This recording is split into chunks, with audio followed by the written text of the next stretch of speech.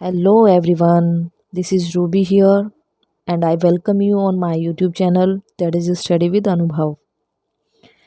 So yesterday I posted a video related to present perfect continuous tense as you know very well, and I uploaded two parts, means two types of sentences, affirmative and negative.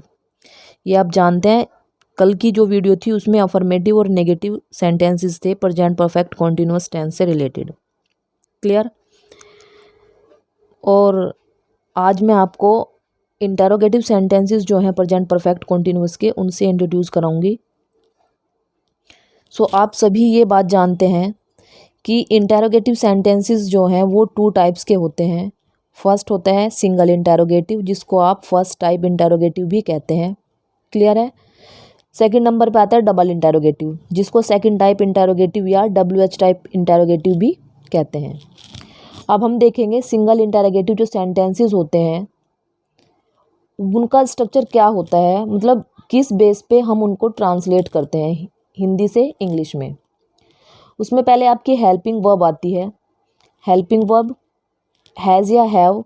वैसे present perfect continuous की helping verb has been और have been होती है, लेकिन जो formation होता है, structure जो होता है प्रेजेंट परफेक्ट कॉन्टिन्यूअस के सिंगल इंटेरोगेटिव का, उसमें हम लोग हैज़ या हैव लगाते हैं first of all according to the subject. Clear. आपने सब्जेक्ट देख लिया अपना, सिंगुलर है तो आप हैज़ लगाएंगे और प्लूरल है तो हैव लगाएंगे. उसके बाद आता है आपका सब्जेक्ट. सब्जेक्ट के बाद अगर आपके सेंटेंस में नोट है, मतलब नहीं आ रहा है, तो आप नोट ऐड करेंगे, अदरवाइज स्किप करेंगे.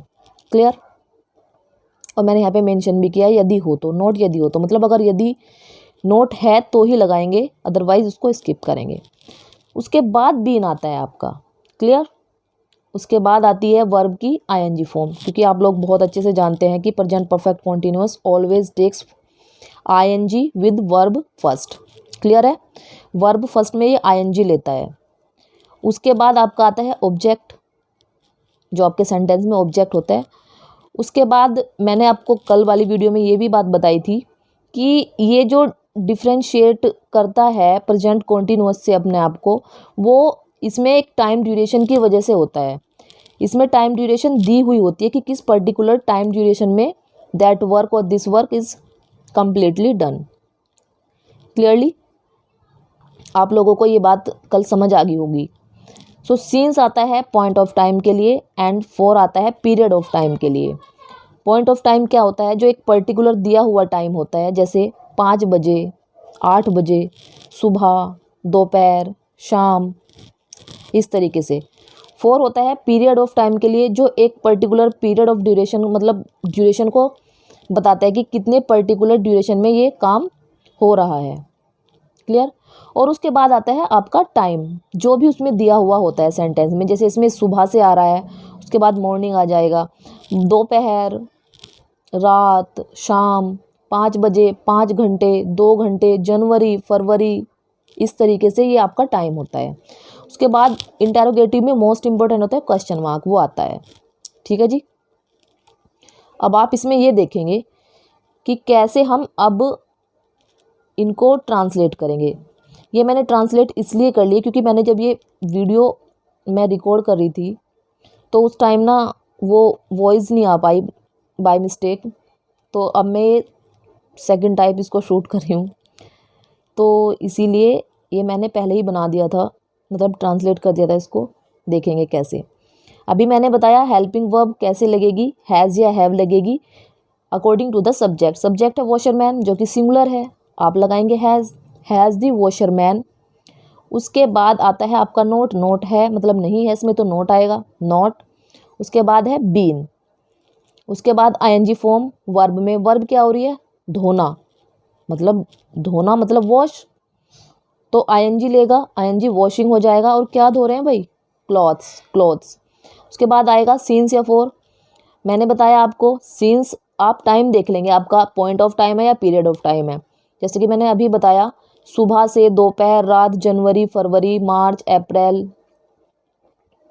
या 1925, 1995, मतलब जो भी पर्टिकुलर ईयर हैं, डेट्स हैं, डे हैं, अगर वो शो हो रहे हैं तो वो आपका है point of time.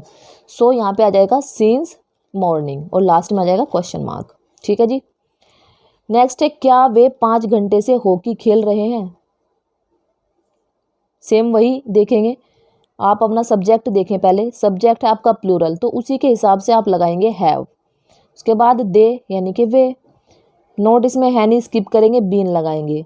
Playing the hockey for 5 hours, कैसे?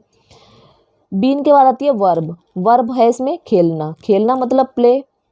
And you know very well that present perfect continuous always takes ING in first form. Clear बात है ना ये?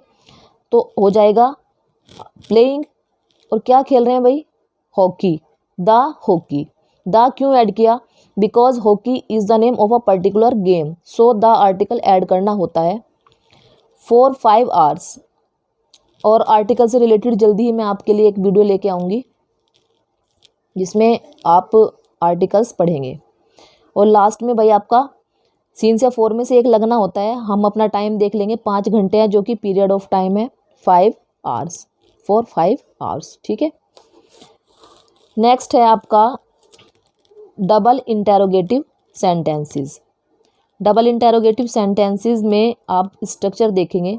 डबल इंटेरोगेटिव सेंटेंसेस का स्ट्रक्चर होगा भाई, क्वेश्चन वर्ड आएगा स्टार्टिंग में, उसके बाद हैज़ या हैव में से आएगा एक अकॉर्डिंग टू द सब्जेक्ट, उसके बाद आपका सब्जेक्ट, उसके बाद नोट, उसके बाद बीन, उसके बाद वर्ब में आईएनजी, ऑब्जेक्ट, सीन्स या 4, टाइम, और लास्ट में question mark. Same single interrogative की तरह ही डबल इंटेरोगेटिव है, बस क्वेश्चन वर्ड इसमें स्टार्टिंग में आ जाता है। रजत 5 बजे से तुम्हें क्यों बुला रहा है? अब क्वेश्चन वर्ड देखना होता है हमें। क्यों यहाँ पे प्रश्नवाचक शब्द है, तो क्यों को क्या बोलते हैं? वाई। वाई स्टार्टिंग में आ गया। उसके बाद हैज़ या हैव में से एक लेंगे, सब्जेक्ट देख लेंगे। रजत जो है सिंगुलर सब्जेक्ट है तो हैज़ आ जाएगा। अब सब्जेक्ट रजत, नोट नहीं है तो बीन, और वर्ब क्या हो रही है? बुलाना। बुलाने को बोलते हैं कॉल, आईएनजी लगा देंगे, कॉलिंग हो जाएगा। किसको बुला रहा है? तुम्हें, यानी कि यू। और टाइम है हमारा 5 बजे, जो कि एक पॉइंट ऑफ टाइम है, सीन्स 5 o'clock। क्लियर है? यस। सेकंड, तुम सुबह से बाजार क्यों नहीं जा रहे हो? फिर से क्वेश्चन वर्ड देखना है, क्यों यानी कि वाई। सब्जेक्ट आपका प्लूरल है तो हैव आएगा, उसके बाद सब्जेक्ट आएगा यू, नोट नहीं आया हुआ है तो नोट आ जाएगा। बीन जाने की होती है, गो, वर्ब यहाँ पे जाना हो रहा है, गो, आईएनजी गोइंग हो जाएगा, और कहाँ पर? To market. फिर टाइम जो है हमारा पॉइंट ऑफ टाइम है, सिंस मॉर्निंग। सो क्लियर हुआ? अब ये जो थर्ड है ये आप लोगों को मुझे ट्रांसलेट करने के बाद कमेंट करना है in my comment box. Okay, so I hope that you will get more and I keep on trying, जिससे कि आप लोग अच्छे से सीख पाएँ, और मैं एफ़र्ट करूँगी ज़्यादा से ज़्यादा अच्छा करने की आप लोगों के लिए। क्लियर? और अगर आप लोगों को ये मेरी वीडियो अच्छी लगी हो तो आप लोग लाइक करें, शेयर करें, और ये ट्रांसलेट करके कमेंट में ज़रूर मुझे कमेंट करें, और मेरे चैनल को सब्सक्राइब करें। Thank you very much.